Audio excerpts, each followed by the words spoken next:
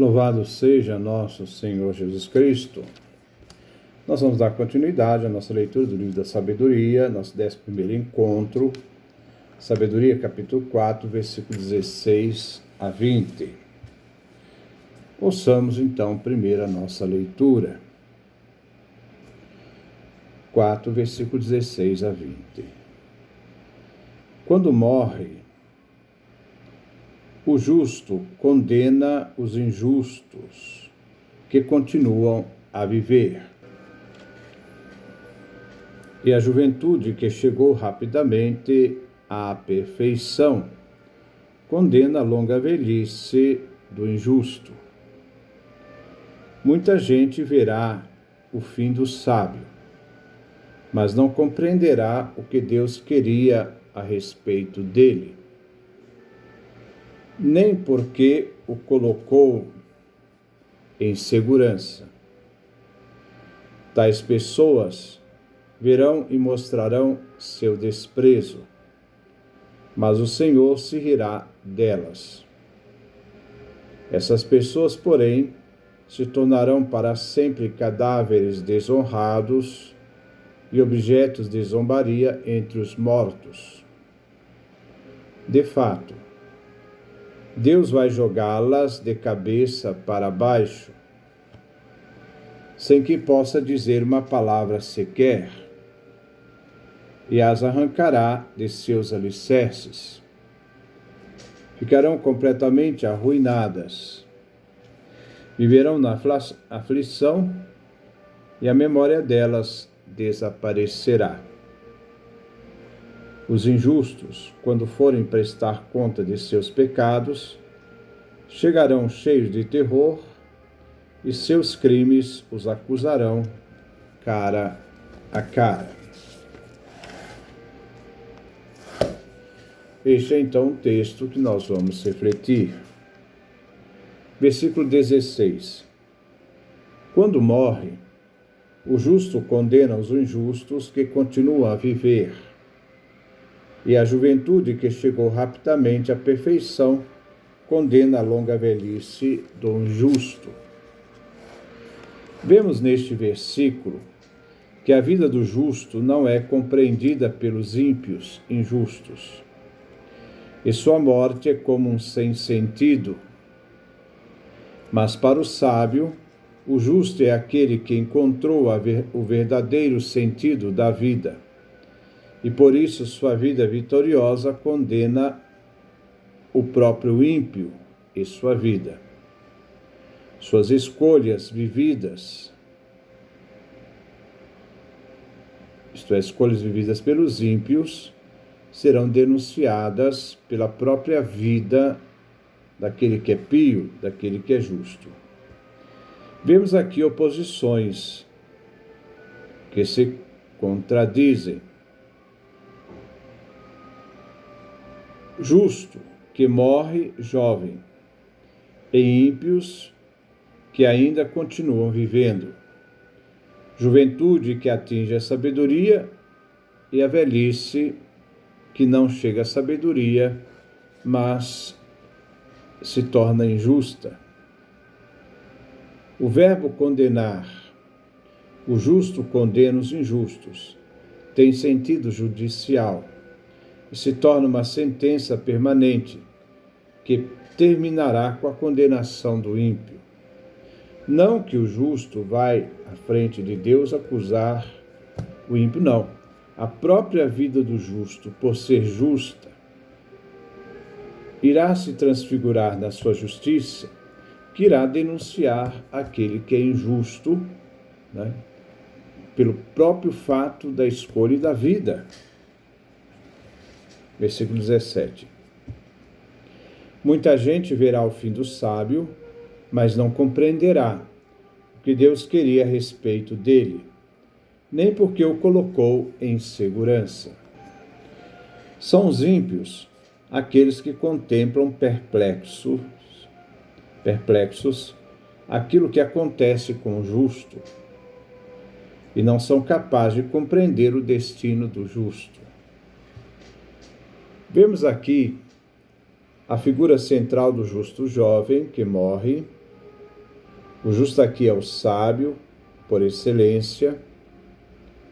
Temos duas correntes da antiguidade: a sapiencial bíblica de Provérbios e a da filosofia grega, gerando o livro da sabedoria. Os fiéis que confiam em Deus compreendem seus desígnios. São desígnios misteriosos, especialmente no momento da morte. Sabedoria, capítulo 1, 2, capítulo 4, versículo 10 a 11. Também capítulo 4, versículo 14. Mas esses mesmos desígnios são indecifráveis para o ímpio, visto que eles não têm consciência dos segredos de Deus. Então, Sabedoria, capítulo 2, versículo 22. Versículo 18. Tais pessoas verão e mostrarão seu desprezo, mas o Senhor se rirá delas. A expressão Deus se rirá delas não quer dizer que Deus se compraza na ruína do injusto, mas que o Senhor Deus, no fim, vencerá seus inimigos. É uma expressão que por último ri melhor, mas não no sentido de vingança, Os ímpios conhecem as intenções mais íntimas dos justos, mas desprezam essas intenções e as consideram indignas do homem em suas esperanças e ilusões. O justo, ao ver com os próprios olhos, o injusto, o ímpio, ao ver com os próprios olhos que o justo morre, o despreza como um ser indigno de viver. Novamente dizemos que Deus não se satisfaz com o destino fatal dos ímpios. Ele não se alegra com a ruína do ímpio, mas sendo o Senhor, o ser humano nada é na sua presença. Isto quer dizer, Deus triunfará finalmente sobre os inimigos. Versículo 19.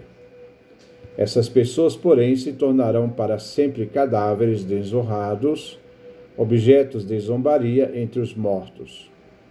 De fato, Deus vai jogá-las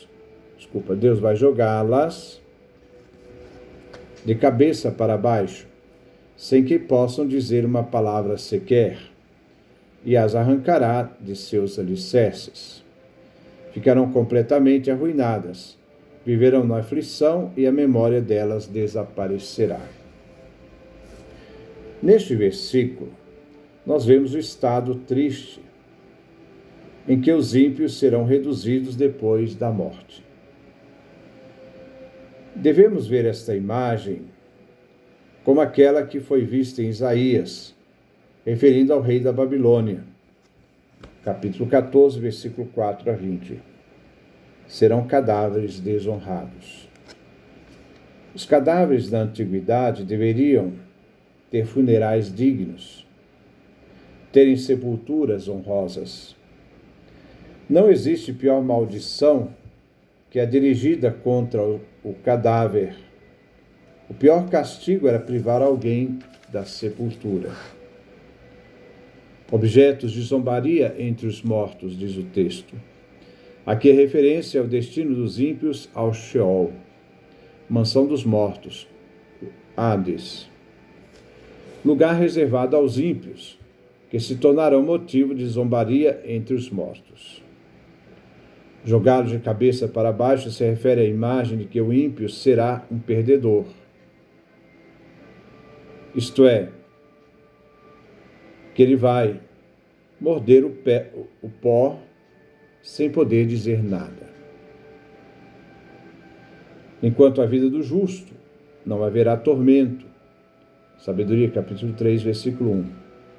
Os ímpios estarão em estado permanente de dor e serão apagados da memória dos vivos.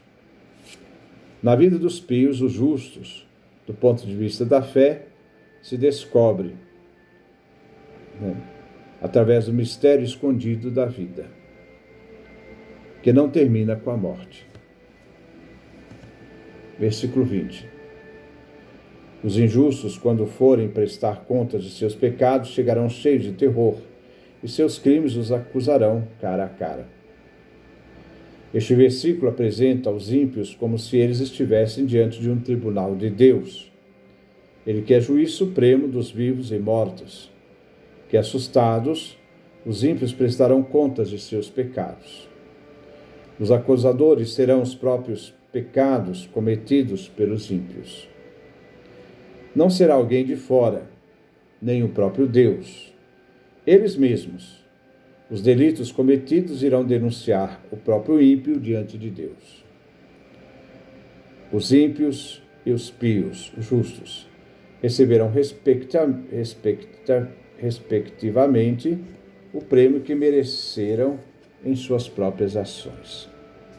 Então, esse é o comentário que nós fizemos neste pequeno trecho. Que Deus nos dê a sua graça, a sua bênção, sua face resplandeça sobre nós.